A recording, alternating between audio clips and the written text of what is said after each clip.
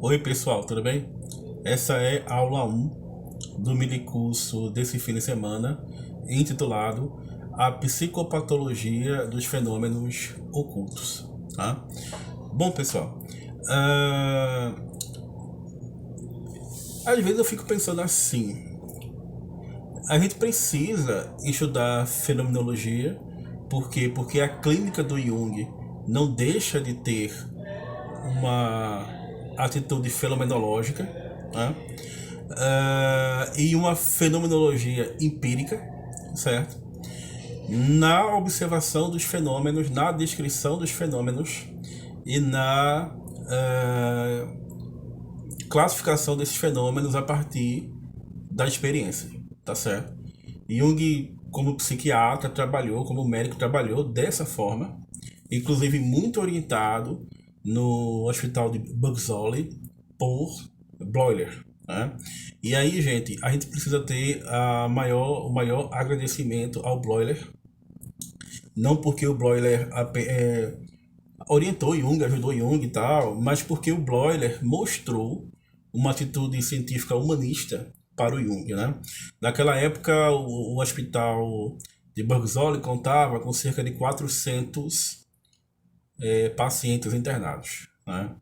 E aí era a missão de cada médico que estava ali, né, trabalhando, conversar com os pacientes, acolher os pacientes, não como um sintoma vivo, alguém que fosse simplesmente reduzido ao sintoma, mas ouvir sua história, relatar a isso ao Bleuler. E todos os dias os médicos precisavam escrever relatórios. Todos os dias precisavam escrever relatórios que eram entregues diariamente na mão do próprio Bleuler, né? Sobre aquilo que eles tinham observado em relação aos pacientes.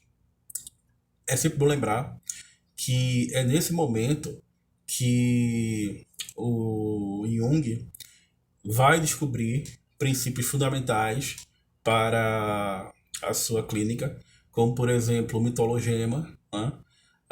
Como por exemplo o papel dos mitos na fantasia criativa do inconsciente, né?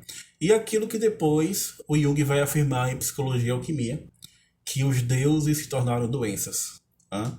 Que muitos dos nossos adoecimentos são tentativas de dar solução a problemas que são problemas fundamentalmente humanos e que já foram tratados coletivamente por meio dos mitos. Tá?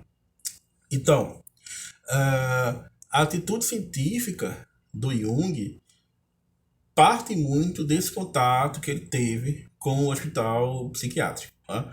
Logo depois que ele sai do hospital psiquiátrico, é justamente que vai começar a época em que ele já tem um encontro com Freud, e depois dessa ruptura, da ruptura com Freud, da ruptura com a persona médici dele, daquele instituto, né?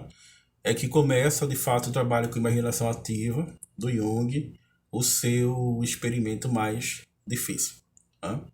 Então, nessa mesma época em que o Jung estava sendo orientado pelo Bleuler, Jung escreveu a sua tese de doutorado, que falava sobre a psicopatologia dos fenômenos ocultos. Tá?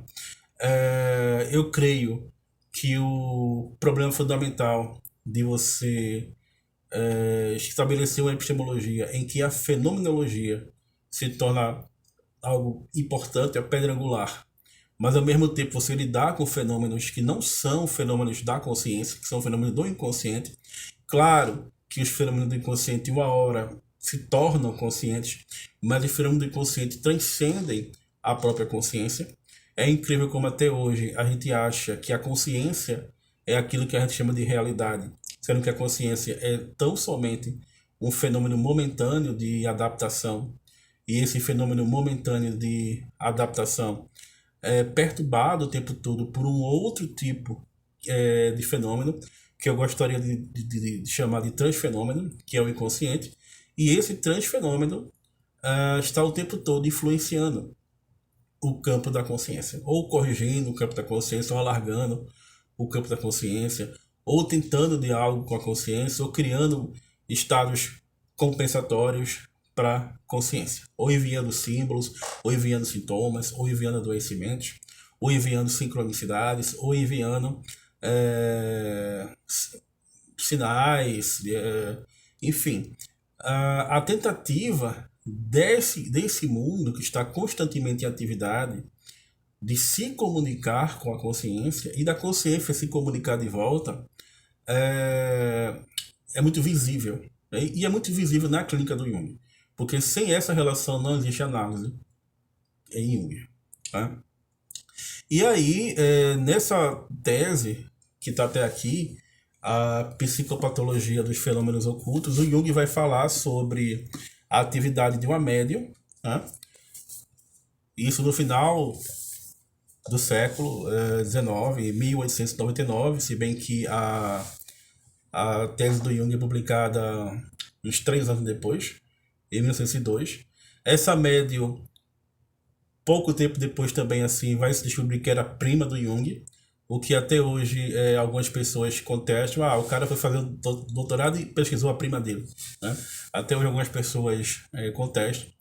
Mas, assim, essa proximidade, né? Que quando a gente faz um trabalho científico, a gente não faz com pessoas tão próximas. Né? Que nem um professor amigo meu de antropologia, que ele fez uma tese de doutorado em antropologia sobre residência terapêutica do SUS. Só que ele trabalhava na residência.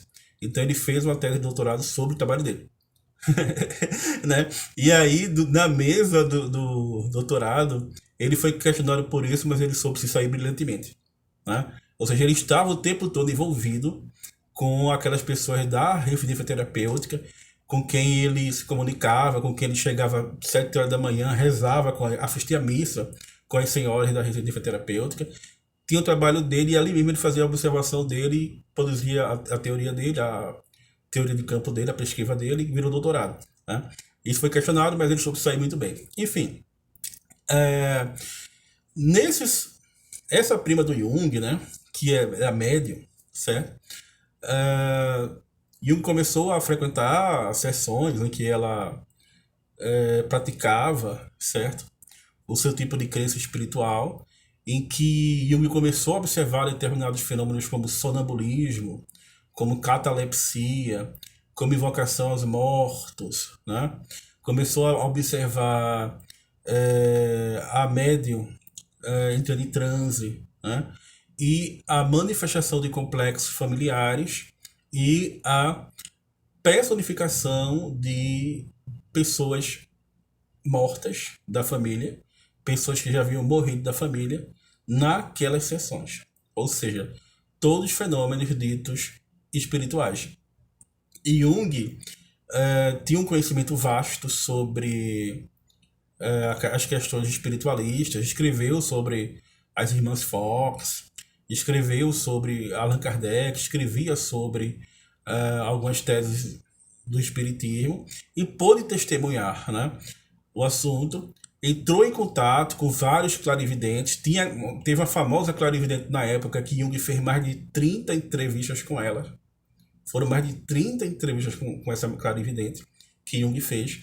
E aí Jung não conclui pela validade, pela objetividade do fenômeno espiritual, mas um mundo se abriu para o Jung no que diz respeito à psicopatologia, por exemplo. Né? Que nossas neuroses, nossas psicoses, nossas esquizofrenias, nossos transtornos dissociativos de personalidade, e eu gostaria muito de acrescentar, né, nos dias de hoje, nossos TAB1, os transtornos afetivos bipolares, nossos borderlines, né, de algum modo dizem respeito ao processo de dissociação da consciência. Claro que cada um dos transtornos mentais que a gente vive representa a dissociação da consciência em algum grau, certo? Então, na neurose, há uma dissociação da consciência, mas na psicose, a dissociação da consciência chega a ser total. Ou seja, se na neurose, a dissociação da consciência é uma dissociação parcial, né? Na psicose, a dissociação da consciência chega a ser total, ou mesmo que acontece na esquizofrenia, às vezes de modo irreversível, né? E muitos junguianos gostam de colocar a esquizofrenia, que já foi chamada, também na época do Jung, de demência precoce, né? Também na clínica que segue as próprias psicoses, né? E quando Jung descobre, por observação, por experimentação, fazendo entrevistas, frequentando círculos espíritas, quando ele descobre o fenômeno da dissociação, ele vai descobrir justamente um outro tipo de fenômeno, ou seja, aquilo que aparece, que faz parte dos automatismos psicossomáticos, né? Que é justamente os complexos. E aí, entender os complexos é algo fundamental. Entender os complexos é algo que sem o qual a gente não consegue